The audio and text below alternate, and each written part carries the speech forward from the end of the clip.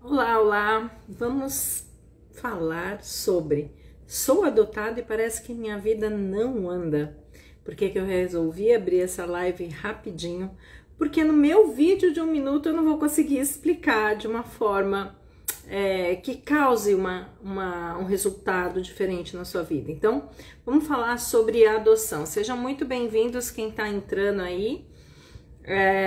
E eu quero falar sobre pessoas que chegam até mim para constelar, tanto os pais que adotaram os filhos, adotaram crianças, quanto crianças não, já adultas que recém descobriram que são adotados, quanto pessoas que sentem um vazio, mas não sabem muito bem da história delas, sabem que foi adotado, mas isso é camuflado, é colocado aí, panos quentes em cima e não se trabalha. Olá, pastor, seja muito bem-vindo. Vamos lá, tô esperando suas perguntas, pastor. Mas vai ser bem rapidinha. Eu queria tentar fazer em menos de 10 minutos essa entrada, esse videozinho. Então, primeiro eu entender como é que o Bert vê as adoções. Eu acho que isso é um aspecto interessante de fazer vocês entenderem qual é a visão dele. Bom, Bert, a princípio, ele é contra a adoção, né? Falando de uma forma muito simples, isso parece estranho, mas vamos aprofundar e entender o pensamento dele. O Bert diz que as adoções, elas servem muito mais às pessoas que adotam, porque essas pessoas estão tentando ou manter o casamento, ou tentando suprir uma carência que existe nelas, mas o olhar está nelas, né? Essa é a visão do Bert, que o olhar de quem adota, algumas vezes estão nelas. A gente pode generalizar isso? Não, a gente não pode generalizar isso.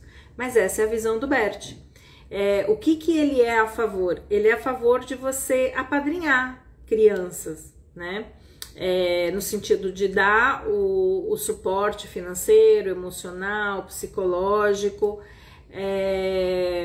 mas se a adoção é a forma que você escolher, você como pai adotivo tem que trabalhar algumas questões em você. A primeira delas é não julgar a família de origem, tá? Da onde nasceu essa criança.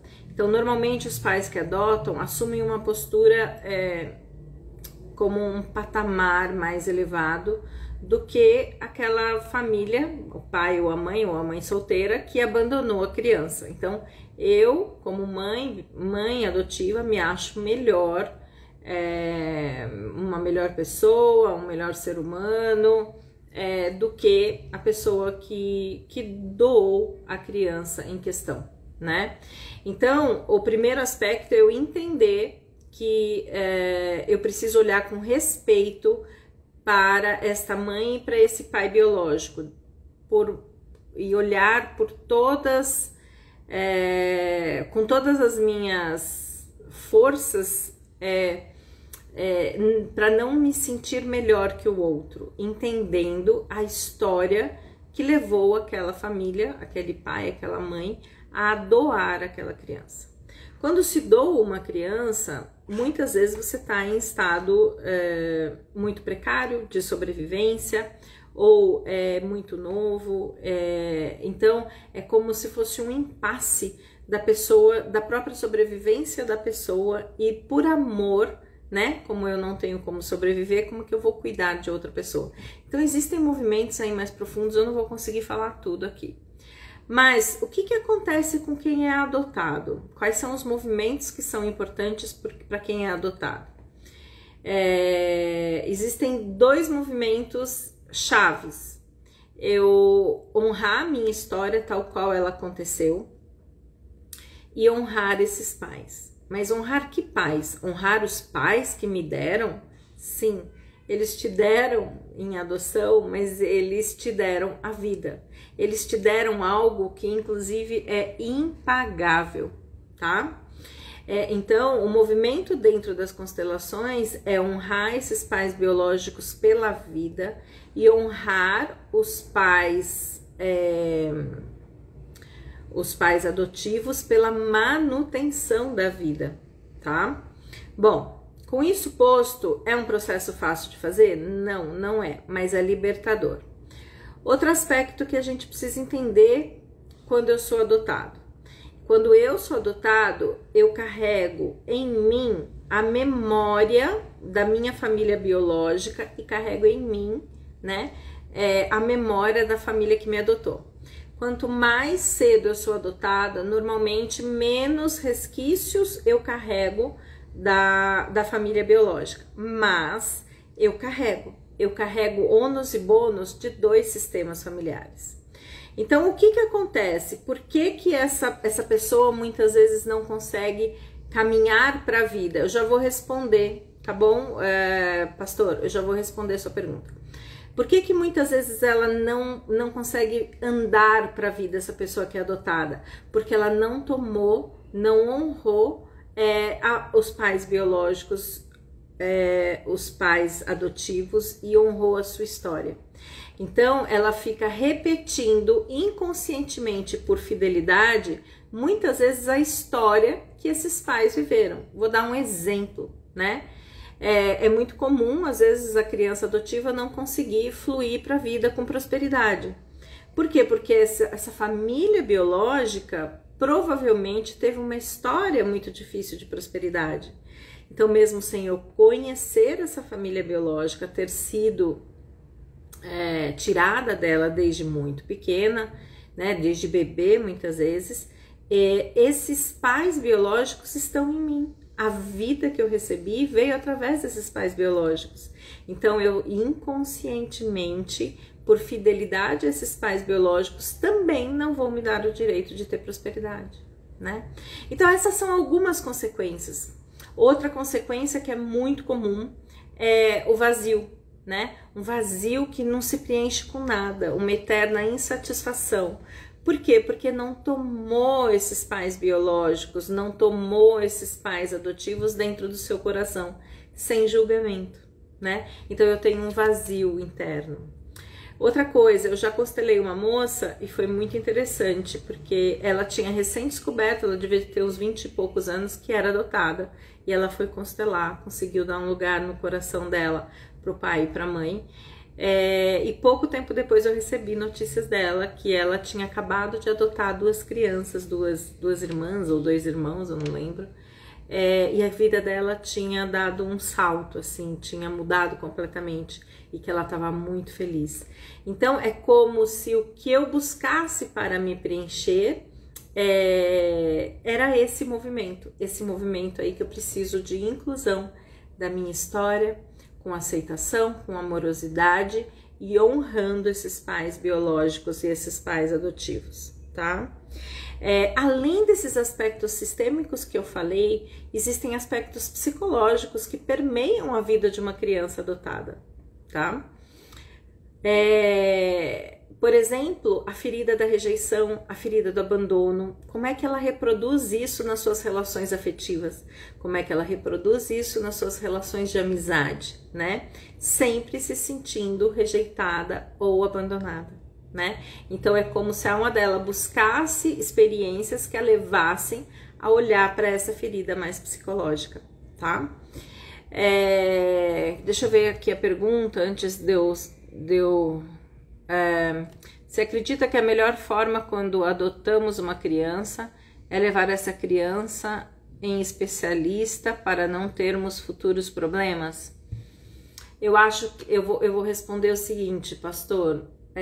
A gente sempre acha que o problema está na criança. Se eu adoto com esse ajuste sistêmico feito, né, honrando essa história, honrando esses pais que vieram antes, eu tô falando dos pais biológicos, né? Então, um primeiro movimento, antes de eu levar e entender que o problema é do filho, eu, como pai, preciso olhar para como eu encaro essa adoção. O que essa adoção veio curar em mim?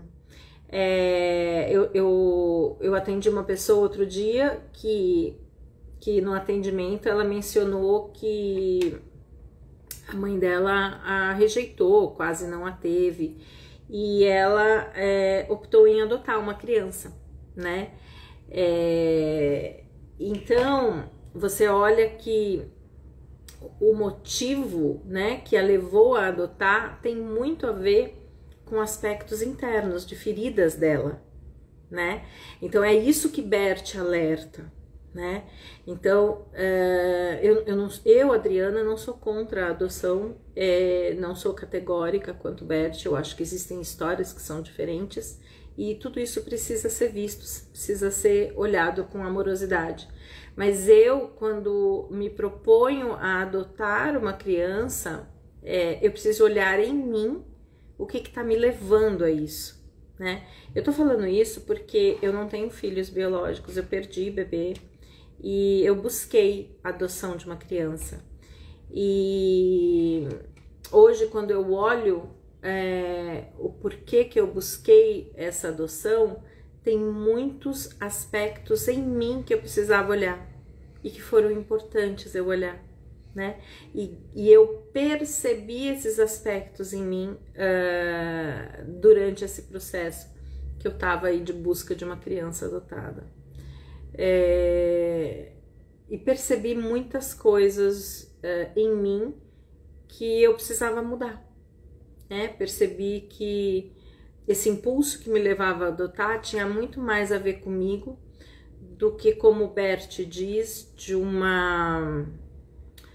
movimento de altruísmo com uma criança, né? Então eu acho que esse alerta do Bert que é super importante, tá?